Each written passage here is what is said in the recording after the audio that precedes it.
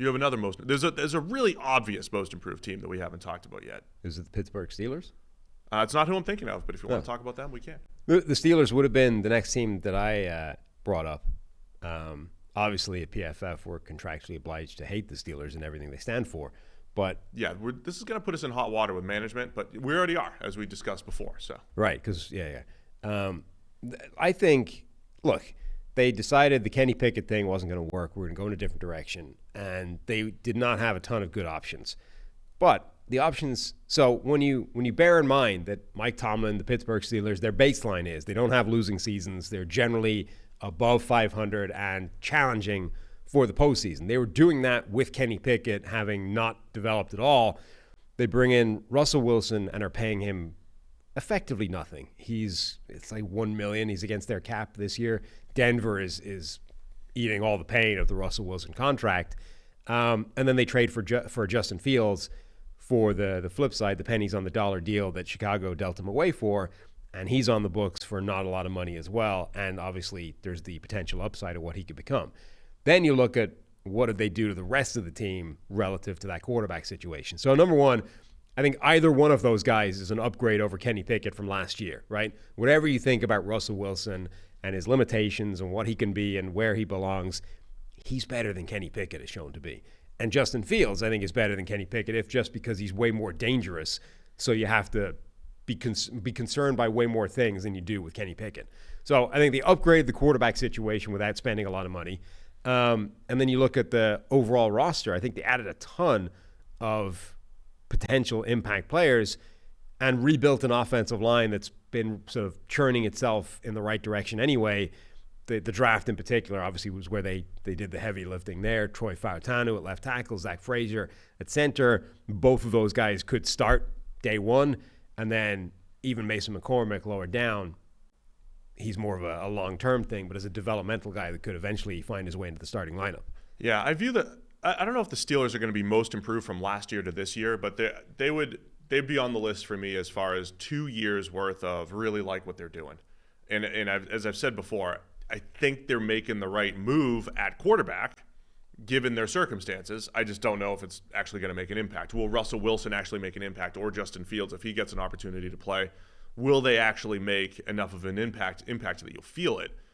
But I would say the offensive line, moves that they've made this year to kind of, I think they'll have a chance to have a really good offensive line over the next few seasons. Again, you've got two rookies perhaps in the mix right away. Do you feel that right away in 2004? 2024? I'm not sure. I like what they've done on the defensive side the last couple of years. Adding a guy like Keanu Benton in the draft last year, had a nice rookie season. You can get more from him. Patrick Queen, maybe, the way he's progressed in his career might solidify the linebacker position for Pittsburgh. They've had this like revolving door of linebackers and corners the last couple of years. Queen could be the guy to solidify linebacker. Year two of Joey Porter Jr. could be the guy to solidify one of the corner spots. So I like a lot of what Pittsburgh's done. I think there's some uneasiness about the receiver situation right now. The opposite of what they've had in the past. They were rolling pretty deep on paper, at least, at receiver. You didn't feel it because the offense was not great from Matt Canada. Kenny Pickett was inconsistent. But George Pickens, and they're just kind of stitching it together. Maybe Roman Wilson is the guy to step up as a third rounder, but that's a lot to ask. But overall, I like what Pittsburgh's doing. So what do you make of the coaching change as well? Because obviously Matt Canada's offense was much maligned. And Arthur Smith coming in here. Yeah, for a long period of time. And Arthur Smith is the guy that comes in eventually to replace him.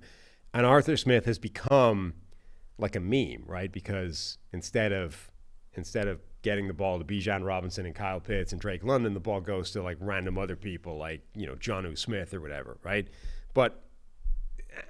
Maybe there's a ceiling on how good Arthur Smith's offenses can be, but they're generally pretty good. Like, they're not bad offenses. They're just frustrating for people that want their fantasy player to get the bulk of the workload. So yeah, theoretically, they should have upgraded significantly going from Matt Canada's offense that's been unable to do much of anything to Arthur Smith. But then you get the joke of like, okay, we've got George Pickens and Roman Wilson in the draft and, Pat Freiermuth at tight end. But who's this offense actually going to go through? Is it going to be the Scotty Miller offense this week? Or is Denzel Mims finally going to break out within this offense, get 12 targets? Just get off the internet. Take like Dr. Eager over there and just get off the internet. Like Scotty Miller was the number 4 read on a crosser in the red zone, and it's like, Scotty Miller's stealing all the red zone targets. Come on, Arthur. What are you doing? Let's be fair to Art here. Okay. Let's be fair. He was the guy that got Ryan Tannehill's career on track in Tennessee. He was the one where Ryan Tannehill had career years with the Tennessee Titans under Arthur Smith. And then with the Falcons, he had one step into retirement, Matt Ryan, for a year. And then Desmond Ridder, who, isn't going to be starting in the NFL going forward. So those were his quarterbacks. Now, I'm not saying he was perfect, right? He did run power behind into a formation where he displaced the right tackle, left a hole like he was photoshopped out of the play, and ran behind that hole on 4th and 1 on a play last year. I'm just saying, that's just reality. It happened. So I'm not saying he's perfect, but I don't think Arthur Smith's as bad as social media would have you believe. Because you get it's a lot of the fantasy people like, oh, Bijan doesn't have the touchdowns. Right. It's Algier. Oh, no. It's like, he is right. I mean, we're trying to put the ball into the end zone. Anyway, this is Darnell Washington's time to shine.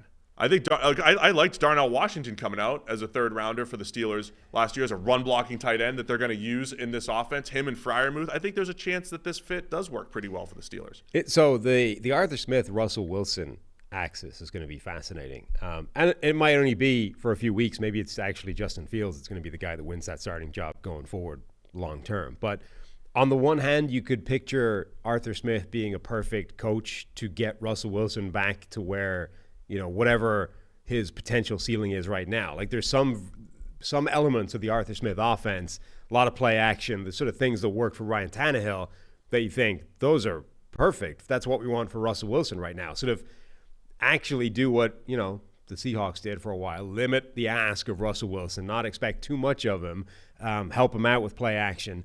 On the other hand, so that side, you're like, that's a great fit. That's exactly what you want from Russell Wilson right now.